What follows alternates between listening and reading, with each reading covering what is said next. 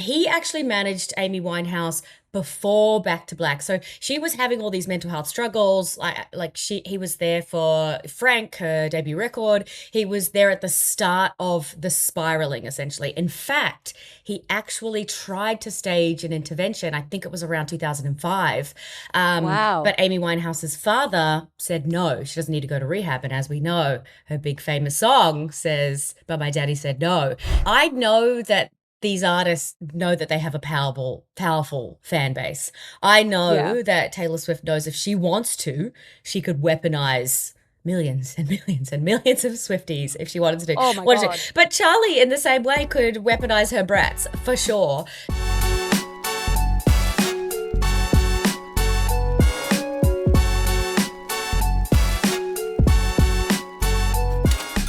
All right, get ready because the pop culture wrap today is jam-packed. Welcome along to A Little Bit Extra. My name is Sharon, and this is your escape from the shit show that is planet Earth. You don't have to doom scroll because I have spent the entire weekend consolidating all of the biggest pop culture moments, and it was the hardest episode yet to actually prep because there was so much going on. Like Taylor Swift released an album, a movie, started a beef with Charli XCX. We found out that Travis Kelce's got a huge anaconda penis, and she then had to try and explain that in front of some kids in her movie. Then Diddy got sentenced on Saturday morning New Zealand time and got the most pitiful sentence for his crimes that I'm still fucked off about it, to be honest. Then we're going to be joined by the amazing Poppy Reid. She is an Australian music journalist. She used to be the editor of Rolling Stone magazine, and she dropped a bombshell on her podcast about how Lola Young, the singer of the amazing song Messy, who is on hiatus at the moment, is managed by the same person that Amy Winehouse was. So let's get into it. Our pop culture person of the week, it could have easily been Taylor Swift because she was freaking everywhere. But there is one person that I think absolutely chef-kissed one of my favorite interviews I've ever seen, and that was Lewis Capaldi. He was on the same episode as Taylor and Cillian Murphy and Jodie Turner-Smith, the actress, for Graham Norton's taping last week. He comes on, he performs his new song, and then he takes that opportunity whilst promoting the new tour that he's going on, which is sold out everywhere apart from Leeds, to address the people of Leeds and really let them know how he felt about it. What the fuck are you playing? He followed that up by having a hilarious interaction with Jodie Turner-Smith. Now, she's got a baby with Joshua Jackson, aka Pacey from Dawson's Creek. And last time they were on the show together, Jodie was pregnant with her and Joshua's daughter. And Lewis Capaldi was like, "Oh, it's so nice to see you again," because there was a particular word that he said around Jodie a few too many times when she was pregnant, and he was worried it would be her daughter's first word.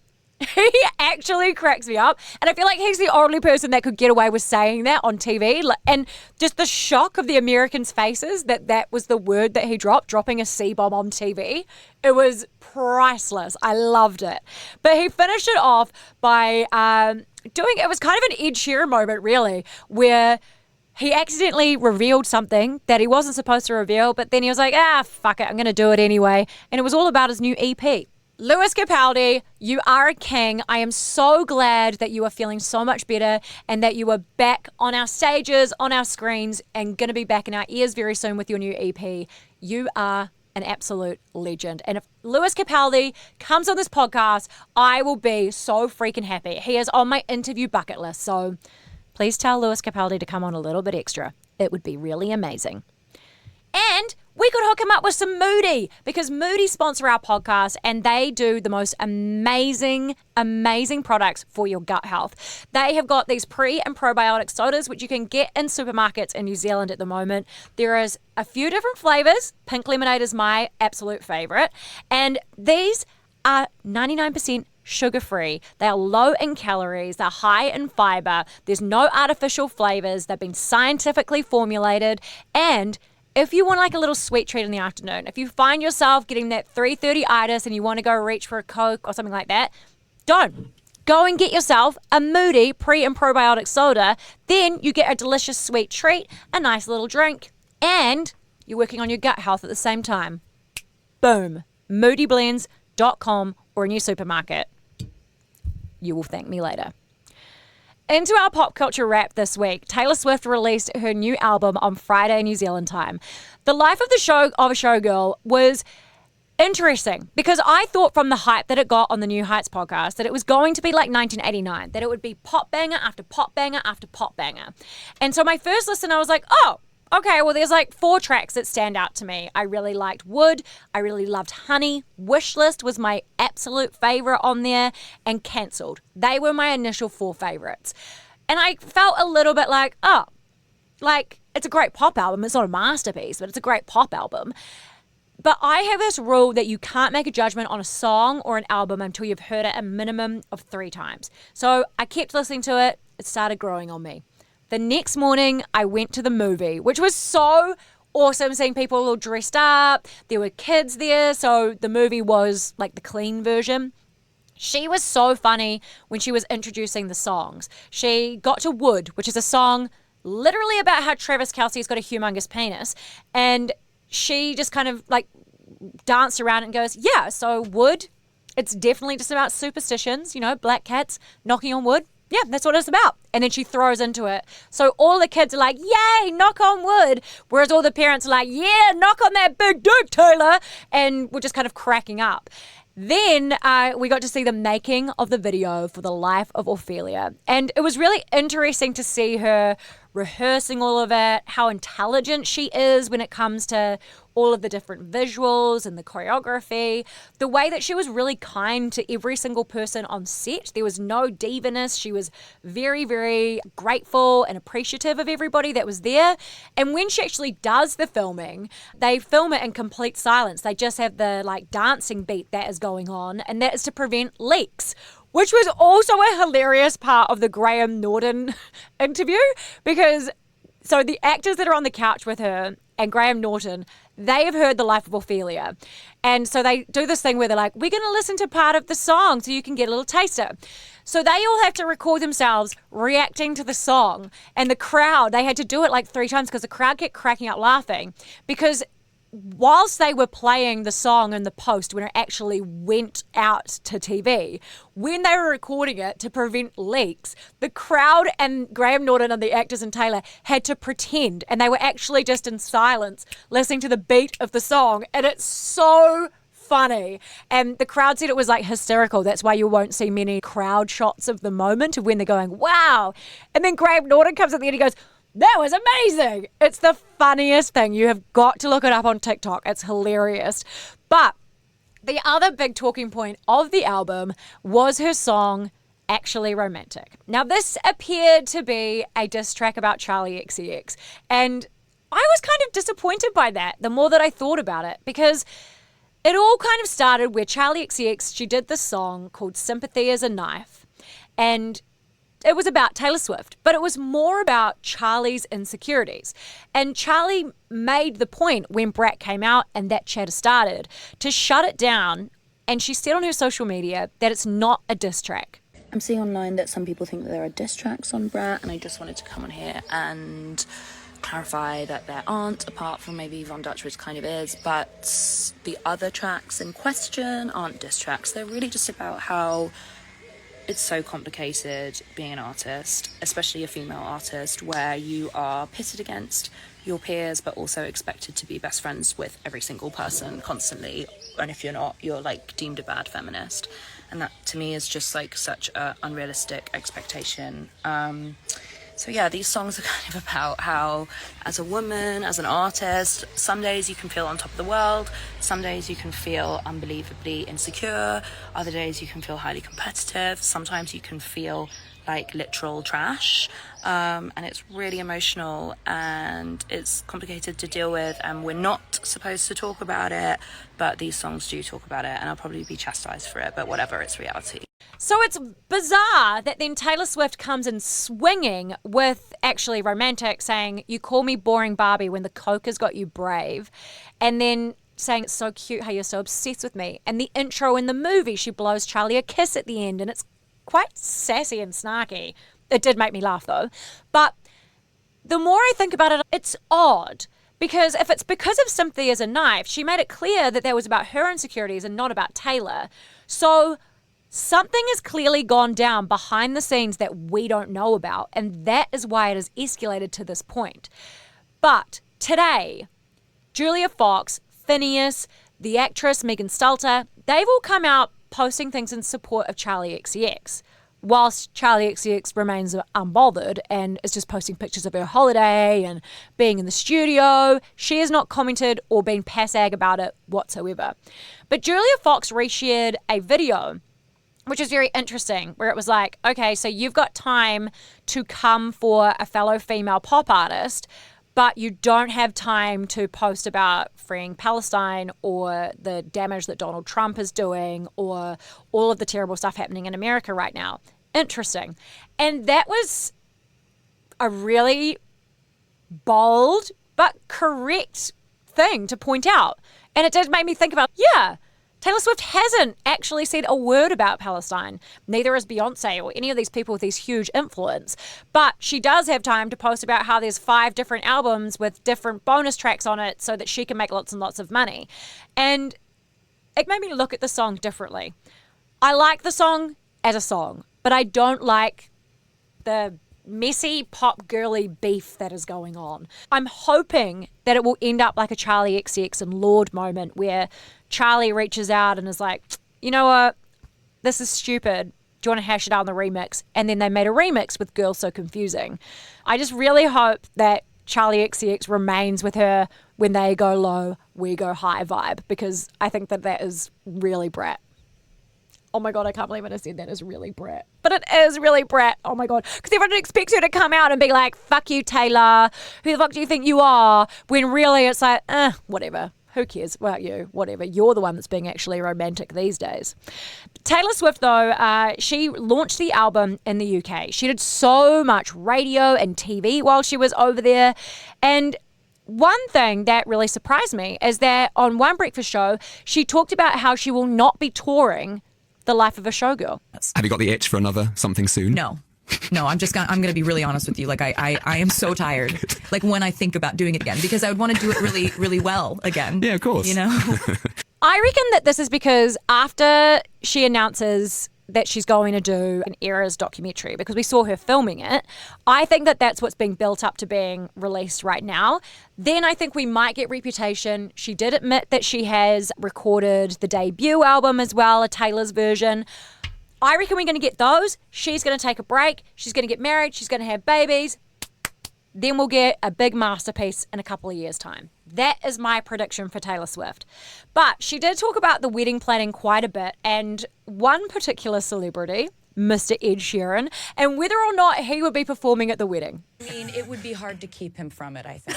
Yeah, he has that energy. Because that's the thing is, he's like, I'm always being asked to sing at weddings. It's like, Ed, if there's a stage, you know that you'll be on it. Exactly. Like, he knows what people want, and he wants to give people what they want. That's the fun thing about our friendship is we both love performing, and we love writing, and we love singing. So we're like, oh, don't make me sing. Yeah. All right. Exactly. You know what I mean? Like, As you wheel in your own piano. As you're up there explaining to the house band, you're like, shake it off. It's 3 chords. We're starting here. We're going, you know, that's the thing is like we love what we do. We love to get up on stage. It's actually not that hard to talk either of us into performing at anything. I can absolutely imagine Ed doing that. He strikes as the sort of guy that'd be like, is that a guitar? Oh, let me get up there. Who wants to hear thinking out loud? Let's do it. And get up there and just go for it.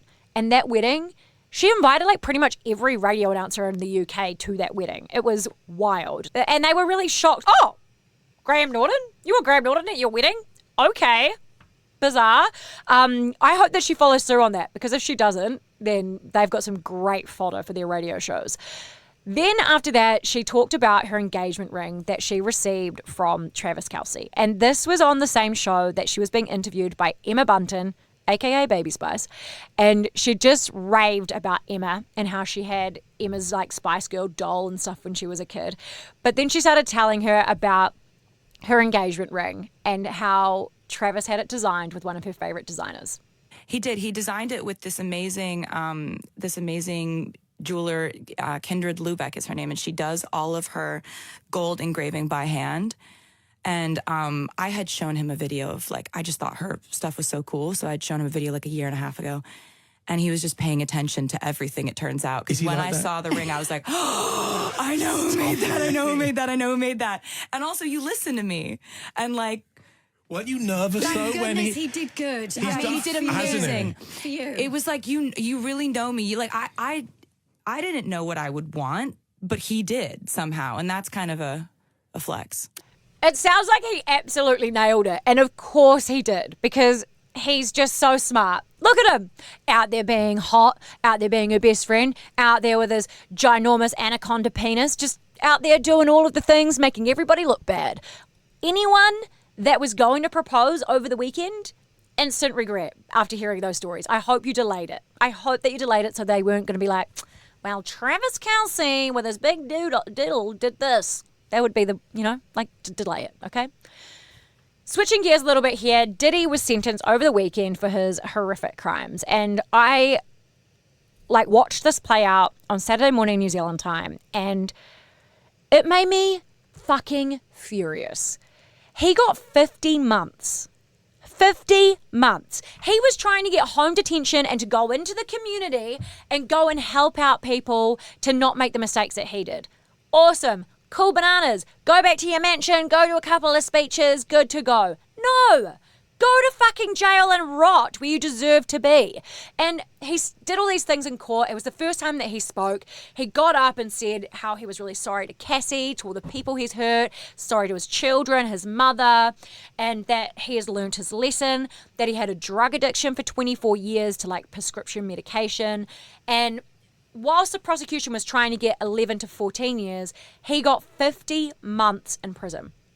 He's already done 15 of those. So he's only going to spend about 4 years in prison, which blows my mind. For the things that he did, for the horrible things that we heard, he's going to be doing less time than people that sell pee in New Zealand. Isn't that wild? The horrible things that he did, the graphic things, the humiliating, depraved things, he gets 4 years in prison. Yuck. Also, yuck is the fact that Beyonce and Jay-Z have stayed so quiet on this and so many of their inner circle. They just completely ignored it. Whereas that was the time to be like, yo, we don't stand with him. We don't stand with that sort of behavior.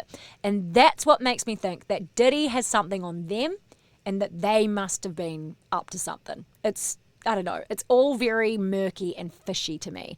I hate seeing people with such big profiles that could make such a difference in good things or bad things happening that say literally nothing. So even though someone did try to shank Diddy in prison, I don't want him to get hurt in prison, but I do want him to hate every single day of his life just stuck in a horrible prison, being made to think about all of the damage that he has done and really take responsibility for it. Because I feel like if he got out now, he'd just go back to his life of luxury and that would be it. It's just yuck. I hate it.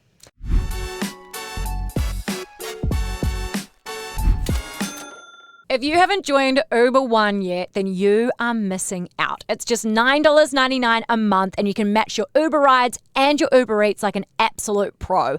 The best part is you get $0 delivery fees on eligible orders, which is perfect for those nights where you just do not feel like leaving the house, you do not feel like cooking. Plus, you get 5% credit on all of your rides, making every trip just feel that little bit more rewarding. And there's also a bunch of exclusive offers on there and experiences from Uber partners too. To top it off, you will score $10 Uber cash back until the end of the year, provided that you remain a member. So just sign up and become a member today. It ends December 31st. T's and C's, minimum spends and fees apply.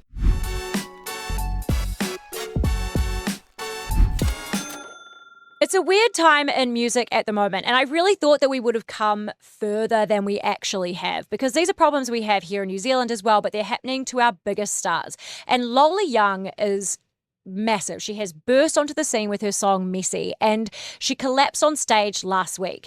And then she came out saying that she was going on a hiatus. Now, I didn't read too much into the story until I saw one of my favorite music journalists, Reid from Australia. She also used to be the editor of Rolling Stone magazine. She has a podcast called On the Record, and she was talking about how Lola Young has a very interesting manager who used to manage Amy Winehouse. And so I had to get Poppy on because she is in the know about this. So, Poppy, welcome to A Little Bit Extra. Thank you so much for having me.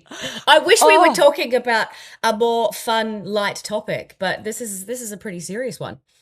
I know, it's crazy. So we literally just broke down the Diddy trial and Taylor Swift and stuff, and now I feel like we're just getting darker as the podcast goes on. But what is the story here? So Lola Young and Amy Winehouse have this manager connection? Yeah, so he's a guy called Nick Shymansky, and he actually managed Amy Winehouse before Back to Black. So she was having all these mental health struggles. He was there for Frank, her debut record. He was there at the start of the spiraling, essentially. In fact, he actually tried to stage an intervention. I think it was around 2005. Wow. But Amy Winehouse's father said no, she doesn't need to go to rehab. And as we know, her big famous song says, "But my daddy said no." So he was there at the start. He wasn't there for the eventual spiraling and the tragic loss of Amy Winehouse, but he saw what that can do to an artist when they're not treated carefully. And he actually went on record, even just this year, like literally a few months ago, he did this interview with Music Business Worldwide, and he talked about the mental health issue within the music industry. And he said something along the lines of, if this happens to Lola Young, if she gets burnt out, you can point your finger at me. Like, I will be to blame. Wow. And it got me thinking about, like, where does the buck stop? Like, I mean, a lot of fingers were pointed at Nick Shymansky, at her manager, and especially with the tie-in with Amy Winehouse. But who's to say that he didn't call her 15 times, stage an intervention, say, don't take that show, like try and cradle her from getting burnt out? We don't know the full story. I'm really glad that you said that, because that's what I was wondering. As soon as you hear that, like, Amy Winehouse connection, I was like, oh, this guy's a bad guy. So you're saying he is actually somebody who is aware of having duty of care towards his artists?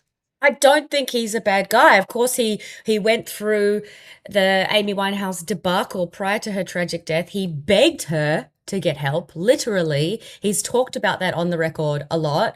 And then even a recent interview this year was him talking about artist burnout and the importance of artists taking a break. Like, he said something along the lines of, artists don't need to do 200 TV shows anymore. You don't need to do all of these appearances. You can pull back and take time for yourself. So he's been an advocate for managing mental health in the music realm. Obviously, Amy Winehouse's death would have had a huge impact and PTSD and trauma, and he probably had to work through that a lot. I don't know him personally, but I imagine that happening to anyone would have them doing a lot of a deep dive into their own self. So I don't blame him.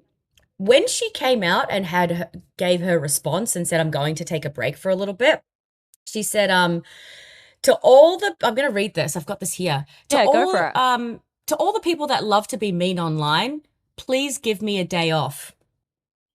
Wow. I found that really interesting. Yeah, because that's the thing, is that a lot of the time you need to have your comments and stuff on so that you get into the algorithm. But you see people like Taylor Swift was saying recently that she hasn't had comments on her social media for like 10 years or whatever, and how it's amazing.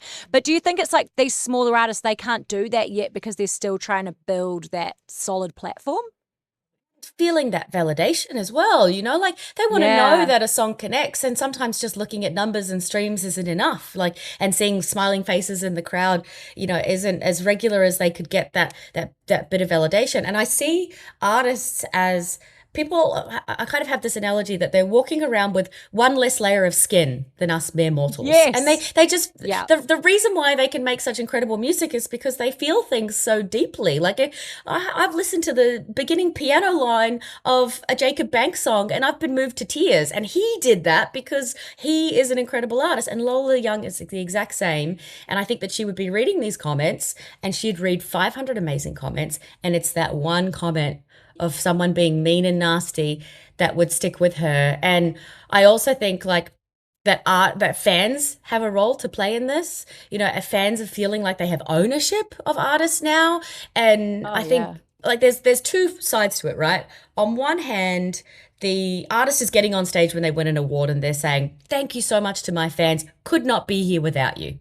And then the fan is reading that and going, "Oh, you owe me. Like, your success is thanks to me. So when you cancel your show and I spend all of my pocket money getting transport and accommodation and paying for your ticket, and you cancel that, even though I get a refund in a couple of weeks' time, I'm going to let you know, and some of them do this, that I will never support you ever again.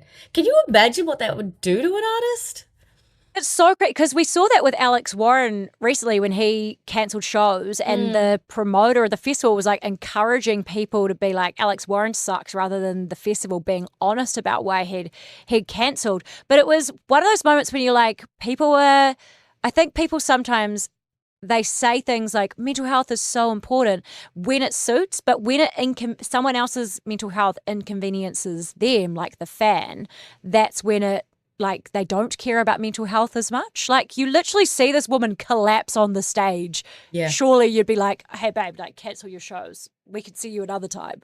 And I bet you there's some that's like, oh, you must have something wrong with you. You should fix that thing that's wrong and get back up on stage. And Doja Cat talks about this as well. Like she talks about how she feels like that connection between artists and fan is kind of weird because they often haven't met them in real life, and so subconsciously that artist isn't a real person to them with real feelings, and so they feel like they can take ownership of that person. Yeah, because even like remember like last year Chapel Roan was saying like, please don't like come up to me or hug me or whatever, and people are like, she's so ungrateful. It's like, no, like imagine how you would feel if some random stranger was coming up and hugging you, especially where there's so many like flus and all that sort of stuff going around. It's like it's a lot. But even over the weekend since The Life of a Showgirl came out, seeing the comment section, like Charli XCX did a post this morning and people are commenting on it being like, oh, it's actually romantic, and the Swifties like really going in on her. What do you think about that whole scenario? Do you think sometimes that particular artists like play into racking up their fandom? Yeah, I know that these artists know that they have a powerful fan base. I know that Taylor Swift knows if she wants to, she could weaponize millions and millions and millions of Swifties if she wanted to do. Oh my God. But Charli in the same way could weaponize her brats for sure. So I think that they know it, but I think Charli and Taylor Swift are good enough people to not play that card. I did see that. I saw a lot of negative commentary around the album from Swifties in general. They felt like she had failed with the record and that there were some songs in there that they just feel like didn't stand up to her previous works. But then there's the lifelong Swifties like myself who are like, give the girl a break. She can't have hit after hit with everyone. Although I will say on the Charli Taylor Swift topic that their way of doing a diss track is extremely different, and I'm all here for Charli's route of doing it. I'm not so much there for Taylor Swift. I feel like Charli's was with Sympathy as a Knife extremely vulnerable, really about the experience of being a woman and putting her heart out there, basically being like, I'm the problem too, but the culture tells me that this is a problem between both of us. And then Taylor Swift's version was hot-blooded ego. Yeah, well, because I think that there must be something going on behind the scenes so everyone thinks it's between the songs, but something's happened behind the scenes that we don't know about. And it's like, if you're not going to let us in on the full story, don't let us in at all. Oh, you feel like the song lyrics should be the entire factual story. Yes, I'm like, just come out and be like, yeah, well, Charli was bitching about me at a party and she said blah, blah, blah. And you're like, okay, cool, I get it. Because everyone straight away just thinks that it's about Sympathy as a Knife. And you're right, like that song was about insecurities and stuff. So I don't know. I hate it. Like, at least when Cardi B and Nicki Minaj beef, it's quite funny. Yeah. But I feel like that's a whole other ball game. I actually find that scary. I find their beef, I worry. If they're at an awards party together, I worry there's going to be some hands thrown. Charli and Taylor, before. I don't worry about that. Maybe another diss track, maybe a collaborative. Oh, you know what? She had that beef with Katy Perry, and then Katy Perry came on to the video for You Need to Calm Down, and they came back together. So who knows? They might do a collab and it'll all be sorted. Maybe it's just like a big marketing plan that we're all falling for. She's so good at marketing. It's crazy. That's a can't thing. handle it. Like if she knew the exact fallout that would happen because she thinks of everything from every angle and she has a team that's paid to think of everything from every angle. So therefore there's probably a bigger plan at play. I don't think that she expected people to have so much backlash on her song Wood. I don't know. Have you listened to that? Yeah. Oh my God. I went to the movie on the weekend and I met this little girl and she was like, my favorite song on the album is Wood. And I was like, God, I hope you don't know what it's really about. Oh my God. But you know what? Actually, Romantic is a bop. Like, Yeah. lyrically, like the melody, like, Yes. sonically, it's genius. Like, it's such a beautiful really pop like it. song. And then I think about it and then people are saying it's about Charli XCX, and I can kind of see that. There's a lot of lines that, really make me see the parallels between their relationship over the years. And I just think, you didn't have to do that. You're the most powerful pop artist in the whole world. You didn't have to tear another woman down. Totally. I 100% agree with you on that. Well, Poppy, thank you so much for joining us today. You are incredible. And I'm going to put a link to your podcast in the show notes. Everyone should go and listen to it. You are always on point with your reporting on music. So I really, really hope that people finish this podcast, like, comment, and subscribe, and then go like, comment, subscribe on yours as well, because you're amazing. Thank you so much, Sharon. Female podcast supporting female podcasters. I love it. Boy, and if that doesn't work, like, let's start a beef, okay? Oh, yeah. Okay, so I'll start with like a post on Instagram. Yeah. Yes! Okay, how are we going to plan this? Let's do, okay, I'll think of I some don't like know. really devious stuff. Should Yeah, I I release will a diss too. track? You know what? I'll just get ChatGPT to write a diss track. AI is taking perfect. over everything, so it's fun. That sounds phenomenal. Let's do it. I am so keen. Okay, let's do it. Thank you. See, I told you, Poppy is so amazing. I could genuinely speak to her for hours about music. She's just got such an incredible knowledge for music, and I love that she just like stands 10 toes down in her opinions. She's awesome. So make sure you go check out her podcast, On the Record by Curious Media. Thank you so much for listening or watching today. I really do appreciate it. And don't forget to like, follow, and subscribe. And you can see us on Thursday, where we are going to have a Guy Williams takeover. If you don't know who Guy Williams is, he is a comedian here in New Zealand. He's on telly all the time in Australia as well. And he is one of my favorite people in the world. We used to do a radio show together, and it is going to be the loosest, most hectic podcast yet. So make sure you join us on Thursday. Thank you so much for being here. And don't forget, gut health is wealth. So go to moodyblends.com and get your hands on some Moody products for your gut health. The pre and probiotic soda is also available in supermarkets, and it is so delicious. It'll substitute out of your little sweet treat in the afternoon, and it helps you work on your gut health. I have a scoop of the powder every single morning. It's the first thing that I do, and I have noticed such a big difference in my anxiety and my general gut health and my what is the word I'm looking for? My bloating, and also getting it into my 8-year-old. I give him half a scoop in the mornings, and I've noticed a huge change in his eczema and stuff. And that's the only thing that we've been doing differently. So if you are thinking about investing in your gut health, I very much encourage you to do so, and go check out moodyblends.com.